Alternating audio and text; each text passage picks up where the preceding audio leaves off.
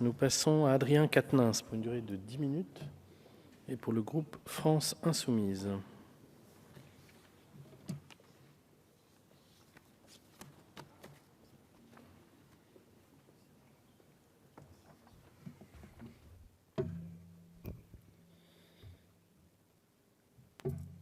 Merci, Monsieur le Président.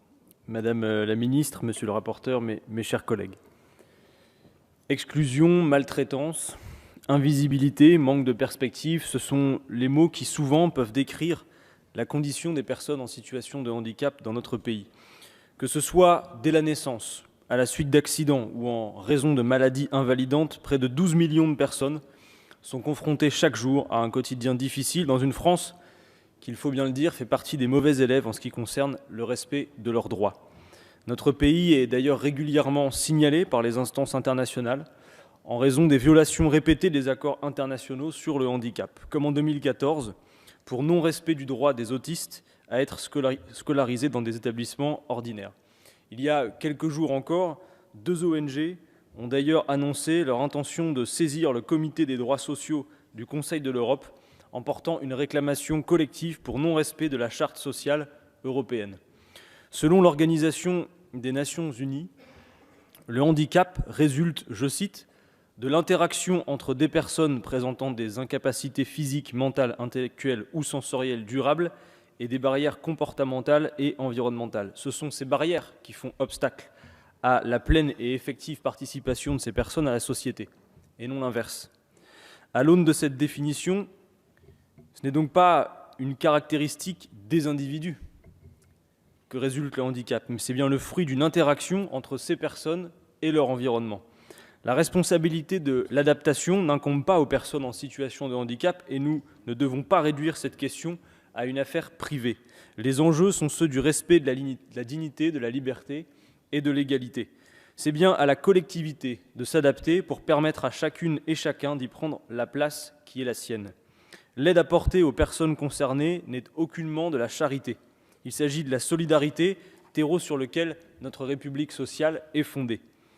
Chacun donne en fonction de ses moyens et reçoit en fonction de ses besoins. C'est cette République sociale qui a permis la mise en place de plusieurs prestations destinées à compenser la perte de revenus en raison du handicap. Et parmi elles, la prestation de compensation du handicap, qui est une aide destinée à financer certaines dépenses liées au handicap, telles qu'une aide au quotidien, l'aménagement du logement ou l'achat d'un véhicule adapté, par exemple. En 2017, 335 000 personnes ont bénéficié de cette prestation progressive et versée sous condition de ressources. Le groupe La France Insoumise est favorable à cette proposition de loi. Elle vise d'une part à supprimer la barrière des 75 ans, avant laquelle la demande doit être faite au risque de ne jamais percevoir cette aide, et autorise d'autre part les départements à expérimenter des actions pour limiter le reste à charge des bénéficiaires.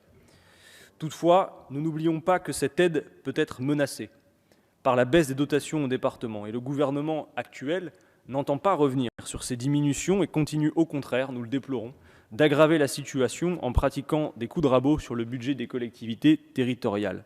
Ces dotations ont déjà diminué de 5 milliards d'euros à l'occasion du vote du premier texte budgétaire de cette majorité. Sur le quinquennat, ce sont près de 10 milliards qui devront ainsi être économisés. Le gouvernement poursuit en ce sens des politiques austéritaires conduites sous les quinquennats précédents, alors que nous voyons clairement, et d'autant plus dans le sujet qui nous occupe, les effets néfastes de ces politiques, d'autant plus sur les personnes les plus fragiles. Selon nous, le versement de ces prestations ne doit plus relever de départements exsangues. Cette compétence accroît les inégalités territoriales, puisqu'un citoyen peut potentiellement ne pas bénéficier du même accompagnement suivant l'endroit où il habite. Le handicap, lui, et vous le savez mes chers collègues, ne connaît pas de frontières administratives. Nous serions favorables au versement de cette aide directement par l'État, afin d'assurer l'égalité de traitement sur tout le territoire national. Nous souhaitons aussi déposer plusieurs amendements pour améliorer ce texte et répondre encore mieux aux attentes des personnes en situation de handicap. Le préambule de la Constitution du 27 octobre 1946 prévoit d'abord que la nation assure à l'individu et à la famille les conditions nécessaires à leur développement. Il dispose ensuite que tout être humain qui, en raison de son âge, son état physique ou mental, de la situation économique, se trouve dans l'incapacité à travailler, a le droit d'obtenir de la collectivité des moyens convenables d'existence. À cet égard, la timide revalorisation de l'allocation aux adultes handicapés est très largement insuffisante. Alors que 400 000 € ont été offerts dès cette année et sans contrepartie aux 1000 plus gros contributeurs de l'ISF, quelques dizaines d'euros seulement seront attribués, et sur 2 ans, à compter de l'année prochaine, aux personnes en situation de handicap. Une allocation aux adultes handicapés à 900 € est bien inférieure aux besoins réels de ces personnes. Nous souhaitons sa revalorisation pour atteindre le niveau du SMIC. Notre premier amendement demande donc au gouvernement de remettre au Parlement un rapport sur le chiffrage d'une telle augmentation de l'allocation adultes handicapés pour la porter au niveau du SMIC. Il s'agit d'une des premières mesures que nous prendrions si les Français nous donnaient leur confiance dans le cadre des élections présidentielles ou législatives. Notre second amendement aurait, lui, visé à supprimer la prise en compte des revenus du conjoint dans le calcul du montant de l'allocation adulte handicapé versée à 1 million de personnes. Et sur ce point, nous voulons revenir sur la décision prise par le gouvernement et qui, nous le savons, avait privé plusieurs dizaines de milliers de personnes de l'allocation adulte handicapé, alors même qu'elles en bénéficiaient jusqu'alors. De nombreuses associations ont alerté tous les députés sur des bancs différents, ainsi que les membres du gouvernement, sur les dangers de cette mesure. Les services de l'Assemblée ont déclaré irrecevable notre amendement et il n'a pas pu être discuté.